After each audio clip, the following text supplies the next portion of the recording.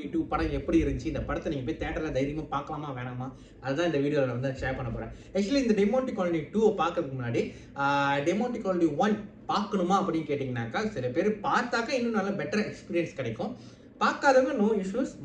படம் ஆரம்பிக்கும் போதே ஒரு 5 மினிட்ஸ் அந்த படத்தில் ஒரு சில என்னென்ன முக்கியமான சீன்ஸோ அதெல்லாம் ஃப்ளாஷ்பேக்கில் வந்து காட்டிடுறாங்க. ஸோ அதுக்கப்புறம் தான் வந்து படத்துக்குள்ளே கதைக்குள்ளேயே போகிறாங்க. ஓகேவா, இந்த படம் வந்து ஒரு பேய் படம் கிடையாது, அதை முன்னாடி சொல்லிடுறேன். ஸோ பேய் படம் ஜம்ப்ஸ்கேர்ஸ் நிறையா இருக்கும், பேய் படம் பார்க்கணும் அப்படின்னு போனீங்கன்னாக்கா ஏமாந்து போயிருவீங்க. ஆனால் ஒரு த்ரில்லர் படம் கடைசி வரைக்கும் அந்த சீட் எச்சில் உட்கார வச்சு ஒரு எங்கேஜிங்காக உங்களுக்கு கொண்டு போகிற படமாக இருக்குமான்னு கேட்டீங்க. எஸ் அஃப்கோர்ஸ் இந்த படம் வந்து இருக்குது. ஓகேவா, பிரியா பவானி சங்கர் அவங்க தான் இந்த படத்தோட ரொம்ப நேரம் ஸ்க்ரீன் ஸ்பேஸும் அவங்ககிட்ட தான் இருக்குது. ஸோ அவங்க வாழ்க்கையில் நடக்கிற கதையில தான் வந்து இந்த படம் வந்து ஆரம்பிக்குது.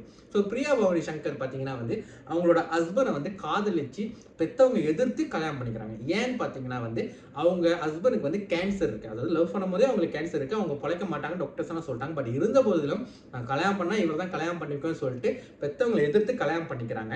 அதுக்கப்புறம் அந்த கணவரையும் வந்து கேன்சர்லேருந்து விடுபட்டு கொண்டு வந்ததுக்கப்புறம் ஆனால் ஒரு காலகட்டத்தில் அந்த கணவர் தற்கொலை பண்ணிக்கிறாரு. ஆனால் தற்கொலை பண்ண கணவரோட ஆத்மா தாங்கிட்ட ஏதோ பேச வருது சொல்ல வருதுன்னு நம்பிக்கையில் வந்து அந்த ஆத்மா கூட பேசுறதுக்கான சில ரிச்சுவல்ஸ் எல்லாம் வந்து ஈடுபடுறாங்க. அப்படி ஈடுபடும் போது ஸ்ரீனின்னு ஒரு கேரக்டர் இருக்கும். அருள்நிதி வந்து ஃபர்ஸ்ட் படத்தில் ஸ்ரீனின்னு ஒரு கேரக்டர் இருக்கும். ஸோ தற்செயலாக அந்த ஆத்மா கூட கனெக்ட் பண்ணுற ஒரு விஷயம் வந்து நடக்கும் போது பார்ட் 2ஓட கதையும் பார்ட் 1ஓட கதையும் இன்டர்லிங்க் ஆகுது.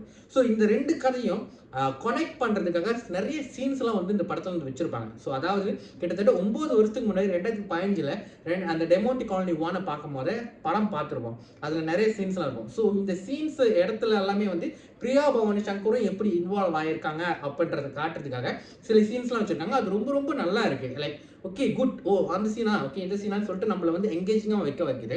ஸோ ஒரு காலகட்ட நேரத்தில் வந்து ஒரு இன்டர்வல் போக போக ஒரு பீக்கில் கொண்டு போய் ரெண்டு படத்தோட கதையை வந்து ஒரு லைனில் வந்து கொண்டு வந்து வச்சிடுறாங்க. ஸோ அதுக்கப்புறம் என்னென்ன நடக்குது அப்படின்றத இந்த படத்தோட மீதி கதை. ஆனால் இந்த படத்தில் வந்து பேயெல்லாம் வந்து கொண்டு வரல. ஸோ ஃபர்ஸ்ட் படத்தில் பார்த்தீங்கன்னா அது ஒரு பேய் படமாக இருக்கும், ஹாரராக இருக்கும், என்ன நடக்க போகுது எல்லாம் சாவுறாங்களே அப்படின்ற மாதிரி இருக்கும். ஆனால் இந்த படத்தில் வந்து அப்படி கிடையாது. இந்த படத்தில் வந்து கொஞ்சம் சூப்பர் நேச்சுரல் திங்ஸ்லாம் வந்து ஆட் பண்ணியிருக்காங்க.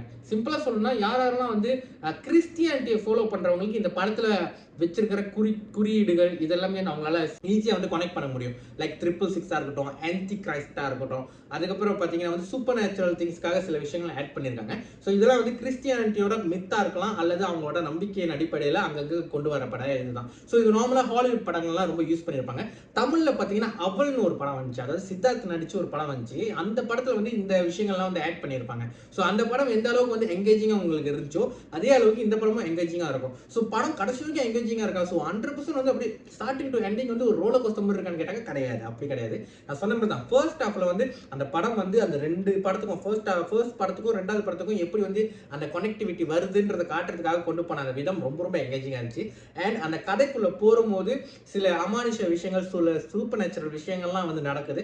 ஸோ அந்த ஃபர்ஸ்ட் ஹாஃப் போகிற வரைக்கும் அப்படியே பீக் லெவலில் கொண்டு போய் விட்டுட்டாங்க, அது உண்மை. ஓகேவா, ஆனால் செகண்ட் ஹாஃப் ஆரம்பிக்கும் போது படத்தோட அந்த யூஜுவல் டெம்ப்ளேட், அதாவது டெமோன்டி காலனியில் இருந்த யூஜுவல் டெம்ப்ளேட் இருக்கு இல்லையா, அது கொஞ்சம் உங்கள் உள்ளுக்கு வருது. ஏன்னா அந்த டெமோன்டின்ற ஆவி உள்ளுக்கு வரும்போது என்னென்ன விஷயங்கள் பண்ணோம் அப்படின்றத டெமோன்டி காலனி 1ல நிறைய பேர் பார்த்துருப்போம். ஸோ அதே மாதிரியான விஷயம் இங்கே நடக்கும்போது அது கொஞ்சம் இதுதான் நம்மளுக்கு தெரியுமே, இது இப்படி தான் நடக்க போகுது அப்படின்றத நம்ம வந்து கெஸ் பண்ணிடுறோம். ஒரு 20-25 நிமிஷத்துக்கு கொஞ்சம் ஸ்லோவாக போகிற மாதிரி தான் இருக்கும். அந்த இடத்துல மட்டும் கொஞ்சம் பொறுமை காக்கணும். ஆனால் ஆஃப்டர் தட் கண்டிப்பாக வந்து அந்த படம் மறுபடியும் அந்த கதை கருவுக்குள்ளே வரும்போது ரொம்ப ரொம்ப இன்ட்ரெஸ்டிங்காகவே இருக்குது. இந்த படத்தில் விஜுவல் எஃபெக்ட்லாம் வந்து ரொம்ப சூப்பராகவே யூஸ் பண்ணியிருந்தாங்க. அங்கங்கே கொஞ்சம் பிசுறு தட்டுற மாதிரி தான் இருக்கும், கொஞ்சம் பொம்மை படம் மாதிரி தான் இருக்குது 2-3 சீன்ஸில்.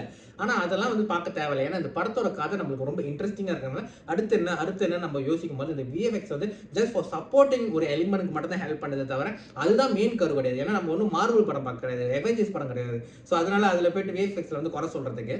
மியூசிக்னு பார்த்தீங்கன்னா சாம் சிஎஸ் அவரோட பிஜிஎம் எப்பவுமே வேற லெவலில் இருக்கும். இந்த படத்துல பயங்கரமாக பண்ணியிருக்காங்க. ஆனால் செகண்ட் ஹாஃப்ல சில இடங்களில் ஜம்ப் ஸ்கேர் பண்ணுறதுக்காகவோ இல்லை அந்த படத்தை எலிவேட் பண்ணுறதுக்காக யூஸ் பண்ண அந்த சவுண்ட்ஸ்லாம் கொஞ்சம் அதிகமாக இருக்கிற மாதிரி இருக்கும், கொஞ்சம் இறைச்சலாக இருக்கிற மாதிரி இருக்கு, மற்றபடி ஒன்றும் இல்லை. ஆனால் அந்த படம் வந்து எந்த அளவுக்கு இந்த ராட்சசன் படம் அப்புறம் இமேகா நொடிகள் படத்தில் வந்து பிஜிஎம்லாம் எந்த அளவுக்கு வந்து பயங்கரமாக ஒரு செம்மையாக இருக்குமோ அதே மாதிரி இதுலேயும் வந்து பிஜிஎம்ஸ்லாம் செம்மையாக இருக்குது. ஸோ இந்த படத்தில் நடிக்கிறதுக்கு நடிகர்கள் வந்து எல்லாருமே அவங்களுக்கு கொடுக்க ரொம்ப குறைவான நடிகர்கள் தான். ஒரு கிட்டத்தட்ட ஒரு 10 பேர் தான் மெயின் லீட்னு வச்சுங்களேன். அவங்க எல்லாருமே செம்மையாக நடிச்சிருக்காங்க, எந்த ஒரு குறையும் சொல்ல முடியாது. பிரியா பவானி சங்கர் இதுக்கு முன்னாடி நடிச்ச படங்களே அவங்களோட மீம்ஸ் எல்லாம் போட்டு அவங்கள ரொம்ப ட்ரோல் பண்ணியிருந்தாங்க. அதாவது அவங்க இருந்தாலே வந்து படம் வந்து ஓடாது அன்லக்கி அப்படின்னு. ஆனா இந்த படத்துல எண்டிங்ல இருந்து ஸ்டார்டிங்ல இருந்து எண்டிங் வரைக்கும் அவங்க ரொம்ப முக்கியமான ஒரு குரூஷியல் ரோல்ல இருக்காங்க.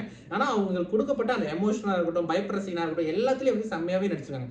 ஸோ நல்லா ஒரு படம் அவுட் ஆகுறப்ப அவங்க ட்ரோல் பண்றவங்க இந்த படம் வந்ததுக்கு அப்புறம் நான் எங்கேயுமே அவங்கள எல்லாருமே வந்து புகழ்ற மாதிரி ஒரு மீம்ஸ் கூட பார்க்கல. ஸோ அதை வந்து இவங்களுக்கு வந்து பாராட்டு பண்ணோம். அதுக்கப்புறம் அருள்நிதி பார்த்தீங்கன்னா வந்து அவரோட படம்னாலே மினிமம் கேரண்டியா அது த்ரில்லரா இருக்கும், ரொம்ப நல்லா இருக்கும் படம் பார்க்கறதுக்கு, இன்ட்ரெஸ்டிங்கான ஃபேக்டர்ஸ் நிறைய இருக்கும் அதுல. ஸோ அதே மாதிரி இந்த படத்துல வந்து செம்மையா வந்து நடிச்சிருக்காரு. அதுக்கப்புறம் அந்த அருள்நிதிக்கு சித்தப்பா ஒரு கேரக்டர் வரும். அவர் வந்து மகான் படத்துல பேட்ட படத்துலலாம் கொஞ்சம் வில்லனா நடிச்சிருப்பாரு. ஸோ அவரும் வந்து செம்மையாக நடிச்சிருக்காரு. ஓகேவா.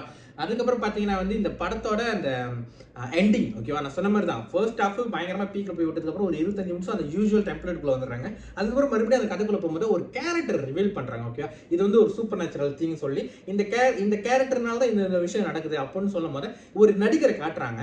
அந்த கேரக்டர் வந்து ஃபேஸே காமிக்கல. ஓகேவா. ஸோ யாரு நம்ம வந்து காட்டுவாங்களா, ஃபேஸை காட்டுவாங்களா, நம்மளை தக்கி வைக்கிறாங்க. ஆனால் கடைசி வரைக்கும் ஃபேஸை காமிக்கல. ஸோ இந்த நபர் யாரு, இந்த நபர் ஏன் இந்த கதைக்குள்ள வராரு, இவர் ஏன் இதெல்லாம் பண்றாரு, ஏன் எதற்கு அப்படின்னு நம்மளுக்கு தெரியணும்னாக்கா டெமோன்டி காலனி 3ல தான் வந்து இவரோட அந்த கேரக்டர் ஆக் வந்து தெரியும் அப்படின்றது அந்த படத்தை முடிக்கும் போது நமக்கு தெரியுது.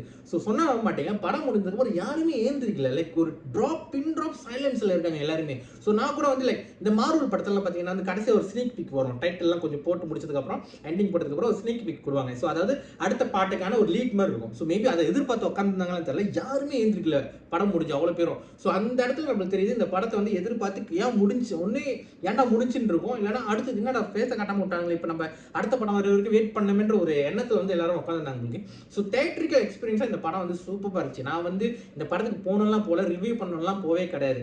நான் வந்து என்னோட ஃப்ரெண்டு வந்து ஃபாஸ்ட் பண்ணி தான் கூப்பிட்டாங்க இந்த படத்துக்கு போகலாம். நான் படம் பார்க்குற டைமே இல்லை, கிட்டத்தட்ட 11:50 ராத்திரிக்கு போய் படம் பார்க்குறேன். ஓகேவா, கடைசி ஷோ. அப்படி போய் பார்க்கும்போது அப்பயும் ஆள் கூட தான் இருக்காங்க. ஆனால் அந்த படம் வந்து எனக்கு வந்து எந்த ஒரு எக்ஸ்பெக்டேஷன் எல்லாம் போனனால எனக்கு வந்து சூப்பராக வந்து எனக்கு ஒர்க் அவுட் ஆனிச்சு. அது மட்டும் இல்லாமல் ஏன் வந்து எனக்கு அந்த படத்து மேலே அந்த அளவுக்கு ஆர்வம் இல்லைனாக்கா, நான் டெமோன்டி காலனி 1 வந்து படம் வந்து தேட்டரில் தான் பார்த்தேன். உண்மையே சொல்லணும்னா தேட்டரில் பார்த்தேன். ஓகேவா. ஸோ ஏதோ தற்செயல அந்த டைமில் 2005 படம்லாம் அதிகமாக தேட்டரில் பார்க்கறதில்ல, ஆனால் தற்செயல அந்த படத்தை வந்து பார்த்துட்டேன். ஸோ எப்போ இந்த படத்தை போய் பார்க்கணும்னு நினைக்கிறப்போ எனக்கு என்னன்னாக்கா, இந்த தமிழ் சினிமாவில் வந்து டைட்டிலுக்காகவே படம் பண்ணுவாங்க. பாட்டு லைக் சாமி படமாக இருக்கட்டும், சந்திரமுகியாக இருக்கட்டும், இது மாதிரி நிறைய சொல்லிட்டே போகலாம். இந்த படம் இல்லாமல் நல்லாவே இருக்காது. அது வந்து அந்த படத்தின் மேலே இருக்கிற அந்த ப்ரொமோஷனுக்காக அந்த பேரை யூஸ் பண்ணுவாங்க. ஸோ அதே மாதிரி யூஸ் பண்ணிப்பாங்க நினச்சா, ஆனால் அப்படி கிடையாது. இந்த படத்தில் கதை இருக்குது, படத்தோட கதை இருக்குது, என்கேஜிங்காக இருக்குது, இன்ட்ரெஸ்டிங்காக இருக்குது, எல்லா விதத்துலையும் செம்மையாக இருக்குது இந்த படம். ஸோ அதனால் இந்த படத்தோட பத்திரிக்கை நான் ரொம்ப ஆவலாக இருக்கேன். ஆக்சுவலி ஐ கேன் வெயிட் இது எப்போ வரும் அப்படின்ற மாதிரி இருக்குது. இந்த படம் வந்து ஒரு ஃப்ரான்ச்சைஸ் படமாக ஆகிறதுக்கான எல்லா செம்மையான ஒரு சக்ஸஸ்ஃபுல் ஃப்ரான்ச்சைஸ் ஆகிறதுக்கு எல்லா தகுதியும் இருக்குது. எப்படி வந்து நம்ம வந்து அவெஞ்சர்ஸில் வந்து இப்போ ஒரு ஹீரோக்கு வந்து ஒரு படம் இருக்கும் இல்லையா, ஒரு ஸ்டாண்டர்ட் படம் இருக்கும். அந்த மாதிரியான இப்போ தார், கேப்டன் அமெரிக்கா இந்த மாதிரி ஒரு இது இருக்கும். அதுக்கப்புறம் அவங்க அவெஞ்சர்ஸாக மாறும்போது அது ஒன்றும் கூஸ் பம்ப் கொடுக்குது இல்லையா, நம்மளுக்கு ஒரு எலிவேட் பண்ணி கொடுக்குது இல்லையா.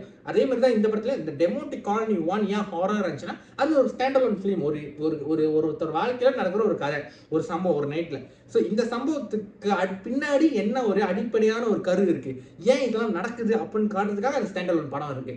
இந்த படத்துல அந்த கருக்குள்ள வந்துட்டாங்க.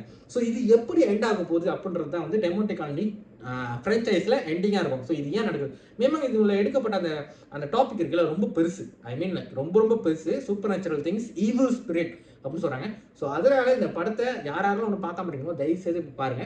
ஐ திங்க் இந்த ரிவ்யூவில் நான் ஸ்பாயிலர் எதுவுமே கொடுக்கலன்னு நினைக்கிறேன். கொஞ்சம் ஹைப்பாக பேசியிருந்தாக்கா அந்த படம் அந்த அளவுக்கு என்ன சாட்டிஸ்ஃபை பண்ணுச்சு.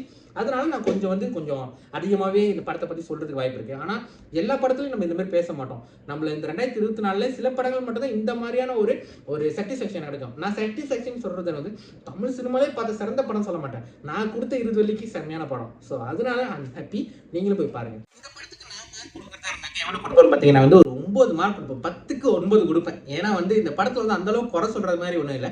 அந்த ஒரு மார்க் எதுக்கு கொடுக்கலன்னு பார்த்தீங்கன்னா வந்து அந்த யூஸ்வல் டெம்ப்ளேட்டுக்காக சில விஷயங்கள் பண்ணியிருந்தாங்க அந்த செகண்ட் ஹாஃப்ல. ஸோ அது வந்து கொஞ்சம் எனக்கு வந்து பொறுமை எனக்கு கொஞ்சம் அதிகமாக தேவைப்படுச்சு அந்த சீன்ஸ்ல. ஏன்னா ஏற்கனவே பார்த்த மாதிரியான சீன்ஸ்லாம் இருந்துச்சு. ஸோ அதுக்கு மட்டும் தான் வந்து அந்த 1 மார்க்கை குறைச்சிருக்காங்க. இல்லைனா வந்து 10/10 தான். ஏன்னா எனக்கு வந்து நான் கொடுத்த படத்துக்கு அந்த அளவுக்கு என்கேஜிங்கான ஒரு படம் தான் டெமோன்டி காலனி 2. நீங்களும் பார்க்க மறந்துடாதீங்க.